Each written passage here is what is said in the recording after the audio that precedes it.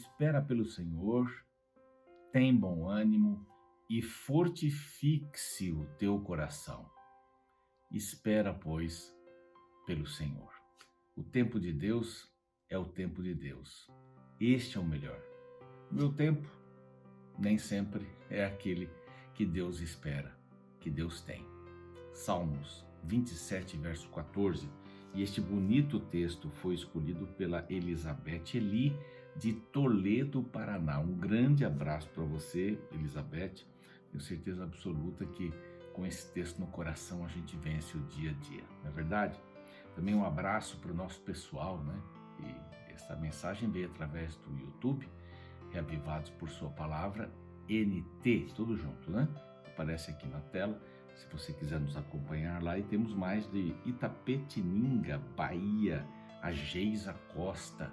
Um grande abraço para vocês que nos acompanham sempre aqui. É uma alegria ter todas estas pessoas conosco. E não se esqueça, se você não está inscrito ainda no nosso canal, Reavivados por Sua Palavra NT, anote aí para que depois do intervalo, ou no intervalo, você possa fazer a sua inscrição. Dê o seu like, clique no sininho para saber as novidades e compartilhe o programa nas suas redes sociais. Quero mandar um abraço também forte para você que está aqui todos os dias às 6 da manhã, não é? E às 3 da manhã, a turma da madrugada. Um grande abraço para você que nos acompanha, acorda cedo de madrugada, não consegue dormir e coloca a palavra de Deus no coração. Tem gente que só ouve o programa, põe o despertador às 3, vê o programa e volta a dormir. Que Deus abençoe você ricamente, que está também no NT Play. É uma alegria poder compartilhar a Bíblia com você. E olha, eu já tenho um brinde aqui para você, este manual maravilhoso para o estudo da Bíblia, essa revista linda, Ensinos de Jesus. Aqui vários temas, né? Não tudo é verdade, mas 18 temas, o que Jesus ensinou sobre o batismo. Fala do batismo? Com água, muita água, pouca água, ele vai falar sobre isso daqui. Cuidado do corpo, as tradições. Então vale a pena, você liga para este número que está aqui, anote o número. Lá no intervalo você liga e pede, não só para você, mas para toda a sua família. Peça também para os amigos. Esse material aqui é muito bem preparado.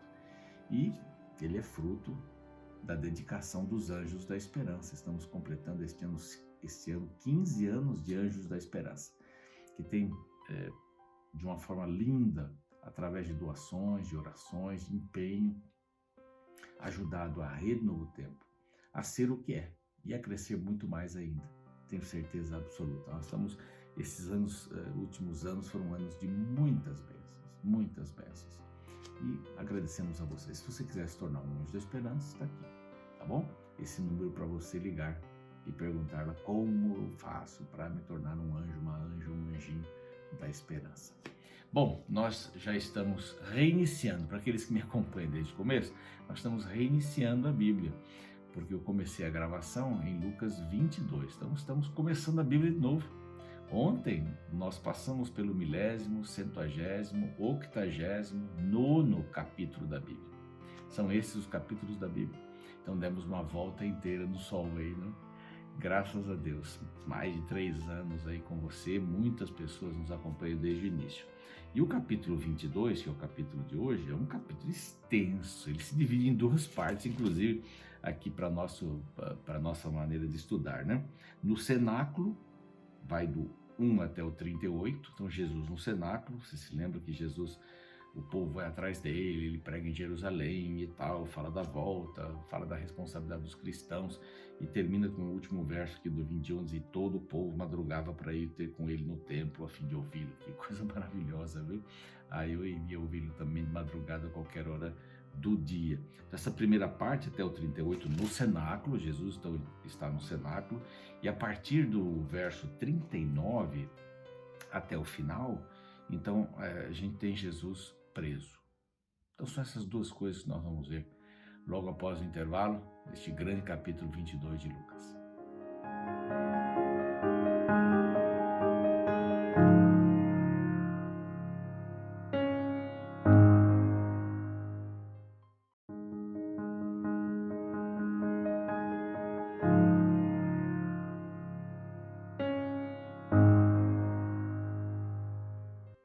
Estamos de volta com o seu programa Reavivados por Sua Palavra aqui da TV Novo Tempo. Uma alegria muito grande poder estar aqui com você. Muita gente escreve, muita gente pede oração lá no YouTube. Eu quero convidar você a se inscrever no nosso canal Reavivados por Sua Palavra NT. Pedir também o curso bíblico Ensinos de Jesus por este telefone aqui, olha.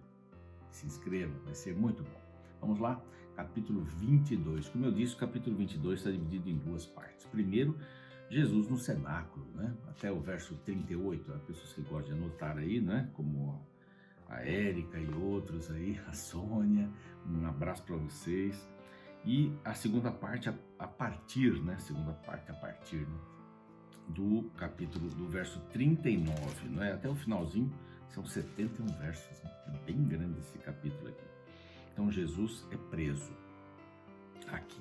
Então vamos dar uma olhadinha. Assim, nessa primeira parte, que a gente diz que Jesus está no cenáculo, algumas coisas interessantes.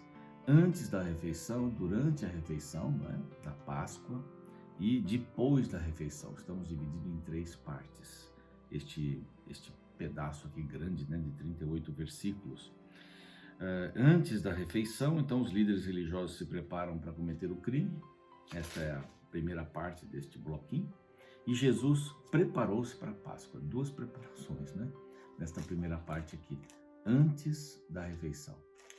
Depois nós encontramos durante a refeição, e vai nesse trechinho aqui do 14 até o 16, quem está anotando aí, e depois pula do 21 até o 38. Então essa segunda parte aqui, tá, mas já terminou aqui? Não, é que no meio desses dois vem o terceiro bloco, que é depois da refeição, é a comemoração. Comemorando isso aqui, que vai do 17 até o 20, então está no meio aqui, tá bom? E essas partes aqui são muito bonitas, pois Jesus é preso, mas vamos lá, para a gente não perder tempo aqui, né? Às vezes minha produtora fica aí apavorada, porque a gente passa um pouco do tempo, ela tem que cortar lá, mas é muita coisa para se falar aqui.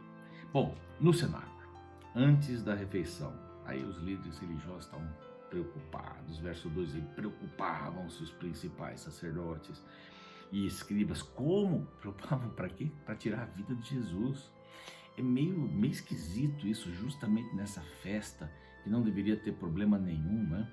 Até o governador vinha morar lá, saía de Tiberíades ou de outra cidade onde ele ficava, para vir para cá, para poder manter a paz. Muita gente, alguns dizem que havia quase 2 milhões de pessoas numa cidade que não tinha toda essa condição de receber tanta gente, mas essa festa era tremenda. Também alguns acreditavam, né, que judeus que moravam ali ao redor de uns 30 quilômetros, mais ou menos, tinham que vir. E pelo menos o judeu, um homem deveria vir nas festas, um homem da casa deveria vir representando a família nessa festa da Páscoa. Muito importante, alguma coisa muito importante. Não é um 7 de setembro, apesar que nós brasileiros precisaríamos ser um pouquinho mais nacionalistas, né? Mas não é um 7 de setembro, é um 4 de julho, né? Lá nos Estados Unidos todo mundo para, é uma festa, ou no Chile também, na data pátria do Chile, que é uma semana toda. Então são festas importantes, né? Para nós aqui poderia ser um pouquinho melhor, né? A gente sempre exige um pouco mais da gente, mas era uma festa religiosa. Era estar lá e receber a bênção de Deus, era isso. Então, nesse momento, os líderes judaicos lá, os sacerdotes, escribas e tal, eles queriam tirar a vida de Cristo mesmo, eles não aguentavam mais. Aí está um homem que é contra Deus, Deus está do nosso lado, não do lado dele. Olha, cuidado, você que acha que Deus está do seu lado, desculpa, mas que você... e de fato ele não está, porque você está agindo conforme a sua própria vontade, o que eles estavam fazendo. Opa, deu uma engasgada aqui. Aí vem o pacto da traição, e o verso que me chama a atenção aqui é o 3. Satanás entrou em Judas, chamado Iscariotes, que era um dos 12. Como é que Satanás entra, né? Como é que Satanás entra? Quando nós lemos o Apocalipse, a gente encontra um verso muito lindo, 3:20, diz: eis estou à porta e bato, quem abrir eu entro. Jesus está falando. Mesma coisa com Satanás. Satanás também está à porta do nosso coração. Não é só Jesus que está batendo na porta do coração. É uma linguagem figurativa. Mas Satanás também faz isso. Bate a porta do coração. Se você abrir, ele entra. É a mesma coisa. A permissão é sua. Não é assim, opa, entrou. Não, você permite ou não permite. Então, isso é muito importante, né? Satanás entrou no coração de Judas porque ele permitiu, ele abriu a porta. E o texto diz que ele estava vendo como faria para entregar a Jesus.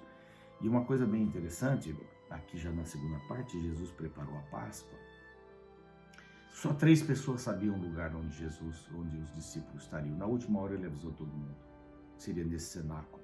O cenáculo está lá, não, havia vários cenáculos. Então Jesus até disse para Pedro, para João e Pedro, para ficar melhor, né, sem muito cacófato, e disse, olha, sigam um homem que tem um cântaro na cabeça e digam que o mestre quer o salão. Era um discípulo secreto de Cristo. E os homens não carregavam cântaros na cabeça, era um trabalho de mulher. A mulher que ia buscar água. Então foi fácil identificar este homem, eles entraram e arrumaram tudo. Seguramente já fizeram um sacrifício, trouxeram o cordeiro. Então, até aqui eu tinha anotado aqui algumas coisas interessantes sobre a questão da Páscoa dos judeus, no meu livrinho aqui, no livrinho preto.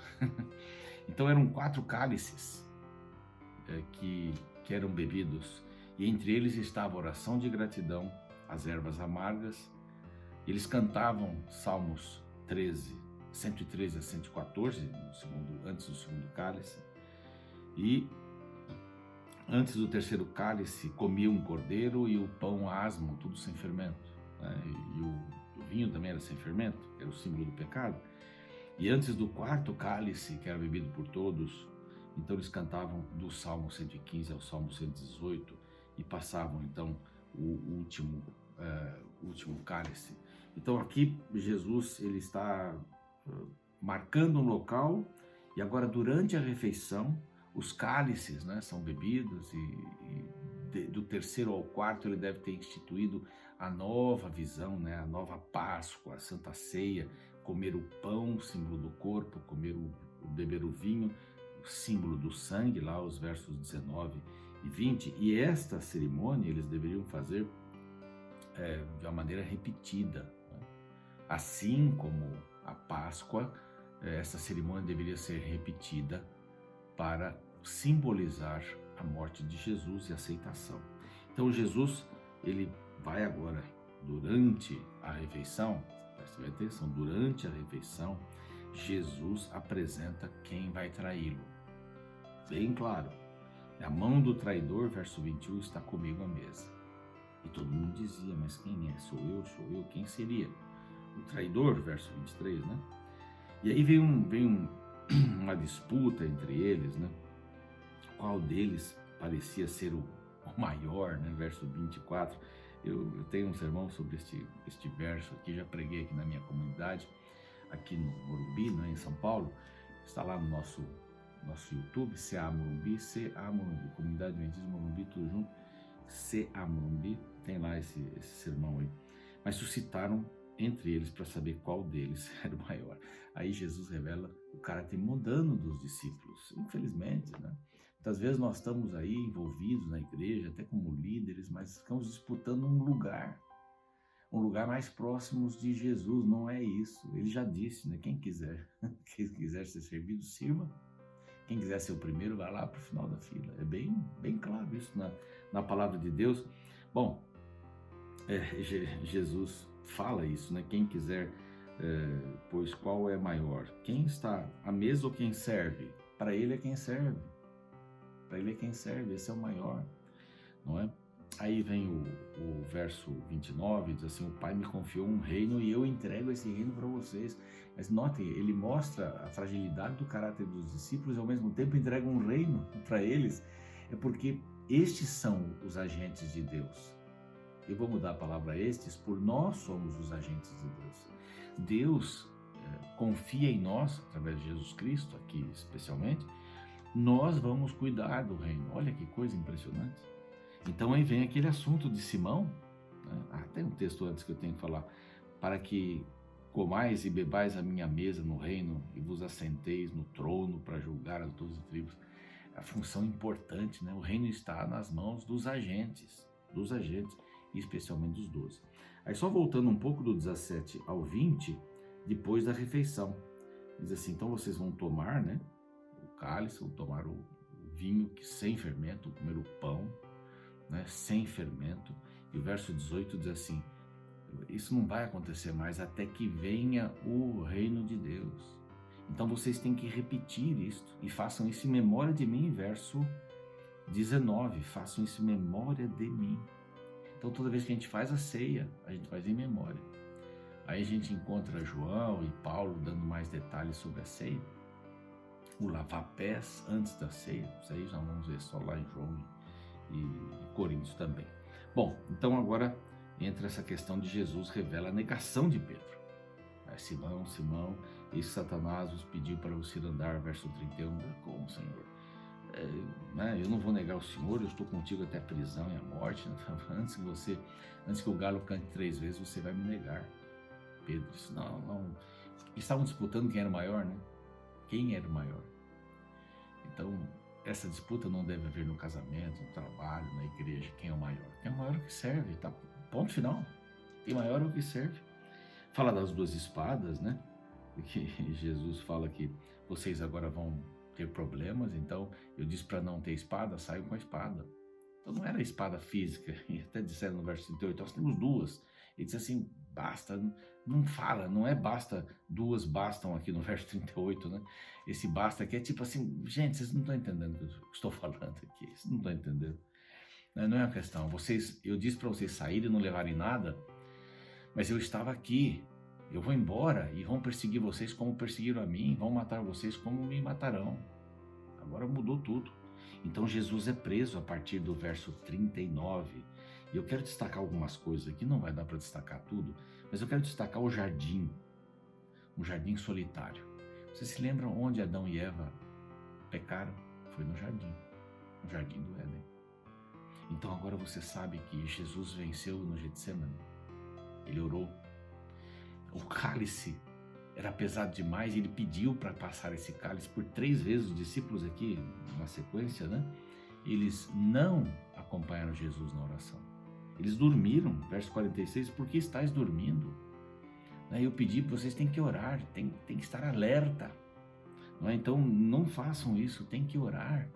E Jesus suou gotas de sangue, esse é um fenômeno. Aqueles vasinhos pequenos estouram todos, tamanha a tristeza. Então Jesus vence no Getsemane, no jardim de Getsemane. E Adão e Eva perderam no jardim do Éden. Então a significação desse jardim é muito importante, não vamos gastar tempo aqui. Mas o beijo, vamos destacar algumas coisinhas, mas o beijo hipócrita. Uma frase bonita diz a contração, o que é o beijo? A contração da boca na expansão do coração. Só que esse beijo não foi do coração, foi o beijo da traição. Quando Jesus estava falando com os discípulos, vocês não podem orar um pouquinho? Aí chega Judas. Judas chega com um monte de gente. Não sei o que ele pensou que Jesus ia fugir, Jesus ia reagir. Pedro reagiu, pegou a espada, cortou a orelha de Malco, né? As informações dos 4 evangelhos aqui eu estou trazendo para você. Mas ele fez isso, cortou a orelha e Jesus disse, não, e colocou no lugar. Foi um milagre escondido à noite, muita gente não viu isso. O último milagre foi o cego lá em Jericó, que a gente pode dizer. Esse foi o último milagre. Jesus colocar a orelha no lugar de Malco, tem um significado muito legal, eu tenho um sermão talvez sobre isso daí. Bom, mas Pedro lutou a luta errada. Pedro dormiu quando devia orar, falou quando devia ouvir, vangloriou-se, né? Eu não vou negar o Senhor e tal. Quando devia temer, lutou em vez de entregar-se. E lutou com o inimigo errado e com a arma errada. Porque ele deveria lutar a luta da fé, que é se entregar a Cristo. Aí o galo canta. O galo cantou para dizer que Pedro tinha negado, e Pedro negou Jesus 3 vezes, né? Seguiu de longe e tal. É muito bonito esse texto aqui. Mas quando o galo cantou, Pedro negou 3 vezes e o galo cantou, 3 coisas aconteceram. Jesus estava dizendo, eu estou no controle, eu falei antes, está acontecendo aqui. Eu sempre estarei no controle. Olha que lindo isso aqui, eu sempre estarei no controle. Segundo, que Pedro seria perdoado. O galo cantou, Pedro. E terceiro, um novo dia começa, Pedro. É um novo dia. Preso, morrerei, ressuscitarei e vocês vão coordenar tudo. E aí vem os guardas, o prenderam e o levaram lá para Pilatos. Pilatos soube que Herodes estava ali, eles estavam brigados, mandou para Herodes. Herodes lá brincou um pouco com ele, mandou para Pilatos de novo para dizer assim, olha, aí que eles fizeram amizade de novo, né? Eu não sou o suficiente para declarar alguma coisa sobre ele, não, resolve você. E Pilatos volta para cá, volta para lá, aquela coisa. Nós vamos ver isso aqui mais no próximo capítulo. Mas Jesus, diante do Sinédrio, antes de ser levado para Pilatos, aquela coisa toda, se tu és o Cristo, então dize-nos, verso 67. Bom, se eu disser, vocês não vão acreditar. Então, verso 70, logo, tu és o Filho de Deus, é ou não é? Então, vós estão dizendo, eles ficaram malucos e prenderam a Jesus, depois vão levá-lo a Pilatos. No próximo capítulo a gente vai ver isso. Mas você vê quantas coisas importantes aqui. O que você escolhe? O beijo, a espada ou o cálice? O beijo, a espada ou o cálice? Traição? Vou defender o Evangelho ou eu vou assumir no meu coração o Evangelho? E vou passar o que tiver que passar. Espero que você escolha o Evangelho. Escolha o cálice. Vamos orar. Pai querido, são muitas coisas aqui nesse capítulo, mas que o Senhor nos ajude a entendermos que nós podemos abrir a porta do coração para o mal, mas devemos escolher, segundo a Tua vontade, para o bem e permitir que Jesus entre ali e faça morada no coração. Pedro passou por dificuldades, nós também passamos, que possamos escolher sempre a Cristo em primeiro lugar. Abençoa cada família e esta linda história. Em nome de Jesus. Amém. Você fica agora com um resumo, a ilustração, a música e a gente se vê amanhã. No mundo em que vivemos, os primeiros colocados geralmente são os mais valorizados. Dificilmente o último em uma prova de atletismo subirá no pódio como campeão. Somente os primeiros é que são ovacionados pela multidão e recebem os prêmios. Por isso, desde cedo descobrimos que vivemos em uma sociedade competitiva, a qual não tem espaço para perdedores. Porém, a cultura deste mundo está em oposição a tudo o que Jesus ensinou. Na verdade, ele inverteu a pirâmide de valores, apresentando uma nova forma de se encarar a vida. A Bíblia mostra que certo dia ele percebeu que estava acontecendo uma discussão entre seus discípulos. A razão é que eles achavam que Cristo seria o próximo rei de Israel e por isso estavam conversando sobre os cargos que cada um ocuparia. Um queria se sentar à sua direita e outro queria se sentar à sua esquerda, e todos queriam garantir sua vaga de emprego. O problema é que eles ainda não haviam entendido que o reino de Cristo era espiritual. Preocupado então com o sentimento de disputa entre seus seguidores, no capítulo 22 de Lucas, a partir do verso 25, Jesus os alertou. Mas Jesus lhe disse: os reis dos povos dominam sobre eles, e os que exercem autoridade são chamados benfeitores. Mas vós não sois assim. Pelo contrário, o maior entre vós seja como o menor, e aquele que dirige seja como o que serve. Sabe, Jesus nunca pediu algo que ele não fez primeiro. Ele era o exemplo máximo de servidão. Ele trocou seu reino pela cruz. Ele deixou o trono para nascer em uma manjedoura. O Criador passou fome e sede. O Senhor do Universo foi sepultado em uma tumba emprestada. Ou seja, Jesus mostrou que seus seguidores devem aprender a servir, pois aos olhos do céu, grande não é aquele que tem vários servos curvados diante de si, mas aquele que se faz servo para servir à necessidade do outro. Afinal, se Jesus deixou tudo para servir aos outros, seus seguidores deveriam caminhar na mesma direção.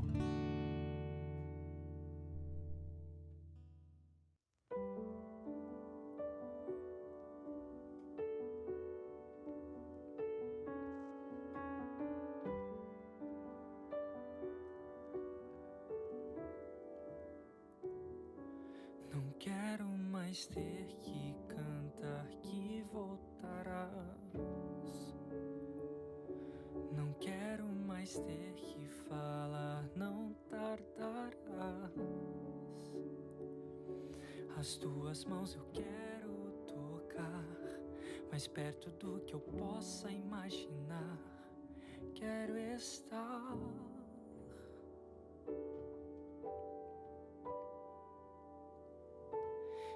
isso não quero chorar pela manhã. Não quero mais ter que andar e tropeçar. Em teus braços quero me jogar, mais perto do que eu possa imaginar. Quero estar.